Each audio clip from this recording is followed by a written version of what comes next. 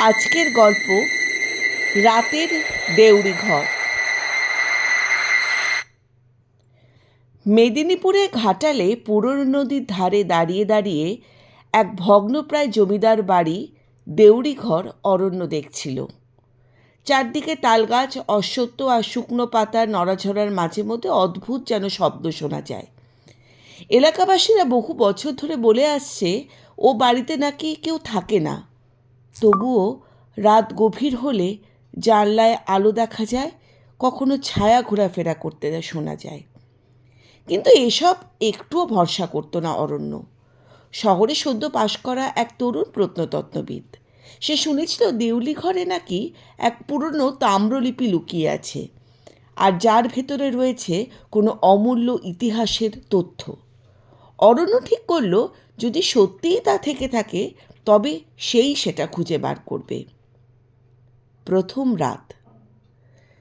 যেদিন অরণ্য গ্রামের ধারে লজে উঠে, সেদিন থেকেই তাকে গ্রামের মানুষরা সাবধান করতে লাগলো।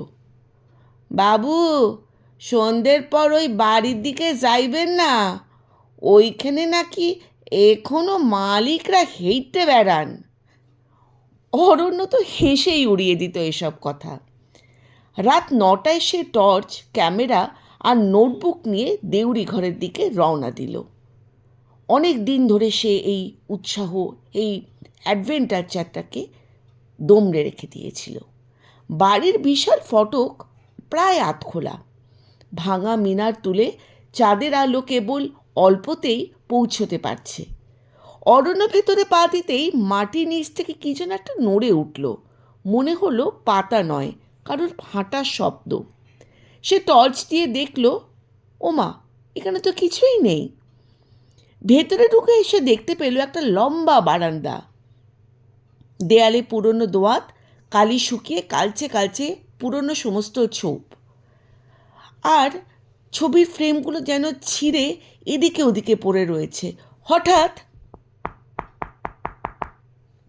কে কে কে ওখানে? কে? কেউ যেন ওপরে হাঁটছে। অরণ্য থমকে গেল। কেউ থাকলে তো দরজা বন্ধ থাকার কথা নয়। তবুও সাহস নিয়ে সিঁড়ি দিয়ে সে ওপরে উঠতে লাগলো। যত ওপরে উঠছে শব্দ যেন তত জোরালো হচ্ছে। ওপরে উঠে উঠেই সে দেখল একটা ঘর আধখোলা। দরজায় হাত দিয়েই সে নিজের থেকে যেন কেন্দ্রের দিকে ধীরে ধীরে খুলে গেল। ভেতরে ঢুকে সে আলো ফেলতেই চমকে উঠল। মেঝের দিয়ে ওপরে চক দিয়ে আঁকা বিশাল এক বৃত্ত, কেন্দ্রস্থলে একটা পুরনো পিতলের লণ্ঠন, আর পাশে একটা রূপোর আংটি।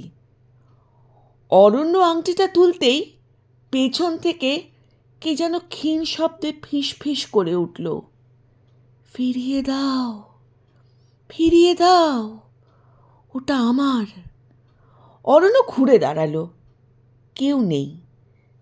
ঘরের তাপমাত্রা হঠাৎ যেন বরফ শীতল। নিঃশ্বাস দেখা যাচ্ছে, আর বাতাসে গন্ধ যেন পুরনো ধূপ আর কিছু পচা জিনিসের। ওহ, অসহ্য! সে দ্রুত আংটিটা পকেটে করে সে ঘর থেকে বেরিয়ে গেল। দ্বিতীয় রাত।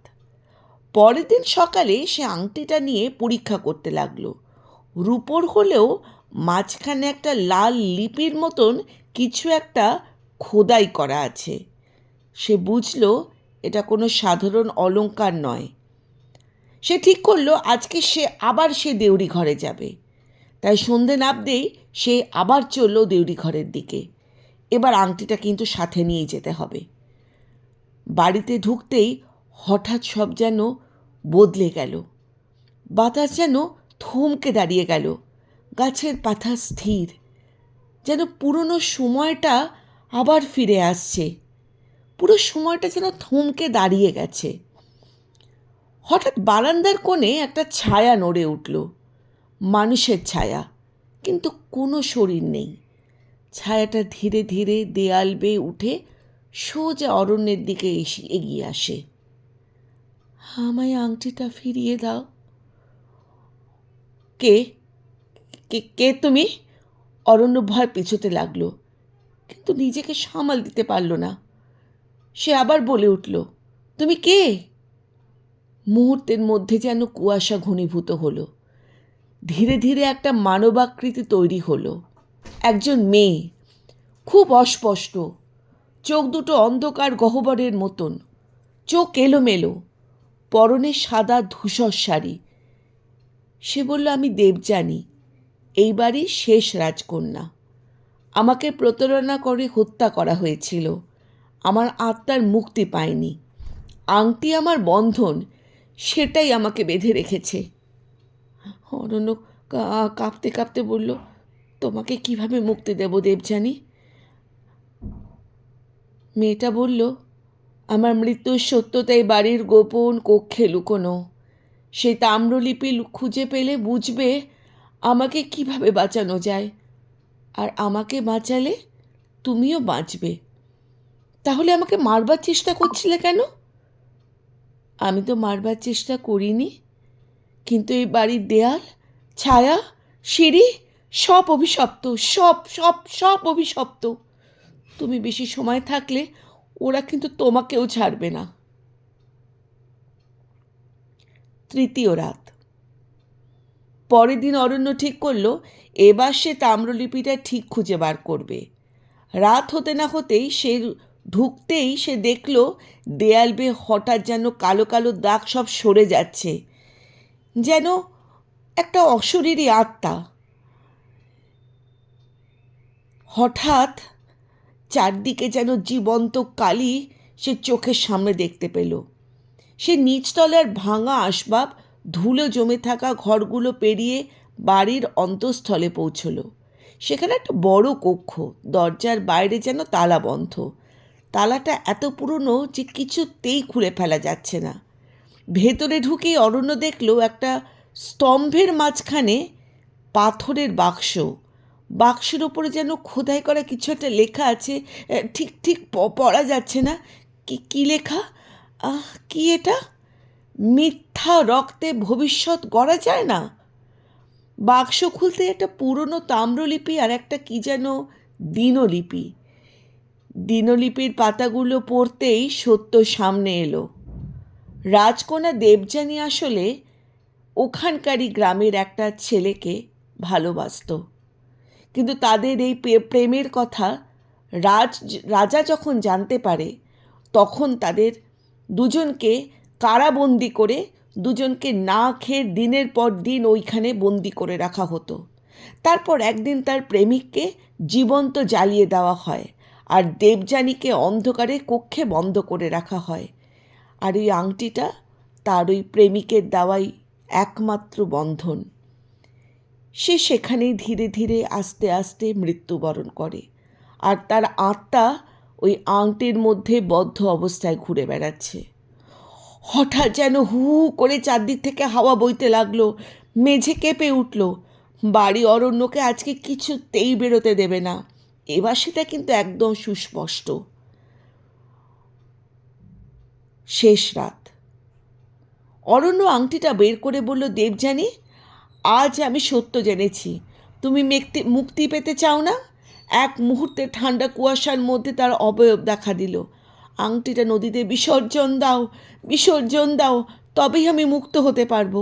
কিন্তু সাবধান, বাড়ির রক্ষা কবচ তোমাকে যেতে দেবে না। অরণ্য দৌড়ে বাইরে বেরোনোর চেষ্টা করতে লাগলো, কিন্তু পেছন থেকে করিডর মোচড়ে তাকে যেন তার পা দুটো আঁকড়ে ধরে তাকে কিছুতেই এগোতে দিচ্ছে না। অরণ্য তার সর্বশক্তি দিয়ে জানলার দিকে হাত বাড়িয়ে তার দিকে আরও এগিয়ে আরও যাওয়ার চেষ্টা করছে। ফ্যাকাশে হাড়জিরজিরে হাত চারদিকে যেন ছুটে আসছে। অরণ্য প্রাণ পড়ে দৌড়তে দৌড়তে বাইরে বেরিয়ে আসলো। বাড়ির দিকে গর্জনের মতন বলে আসছে কে যেন, আর তারা যেন ক্রুদ্ধ জন্তু। সে আংটিটার দিকে তাকিয়ে মাথার উপর তুলে বলল, শান্তিতে থেকো দেবযানী। আংটিটা জলে ফেলতেই আকাশের মেঘ যেন বিদীর্ণ হলো। সাদা আলো নদী জুড়ে ছড়িয়ে পড়ল। দূরে মৃদুর হাসির শব্দ, শান্ত মুক্তির হাসি। পরক্ষণে দেউড়ি ঘরের ভেতর থেকেই ভয়াবহ এক শব্দ ধ্বংসস্তূপের মতন ফেটে পড়ল। বাড়ি যেন স্বস্তিতে ভেঙে পড়ল। অরণ্য বুঝল দেবযানী আজ মুক্ত। 1 বছর পরে অরণ্য আবার সেই গ্রামে ফিরে আসে। দেউড়ি ঘরের জায়গায় এখন শুধু ইটের স্তূপ আর কিছু বনফুল, কিন্তু হাওয়ায় কোনো অদ্ভুত ভারীর ভাব নেই, বরং শান্ত। হঠাৎ হাওয়ার মধ্যে কে যেন বলে উঠল, ধন্যবাদ। অরণ্য তাকিয়ে হাসল। দেউড়ি ঘর আজ আর নেই, কিন্তু দেবযানীর গল্প চিরকাল বেঁচে থাকবে।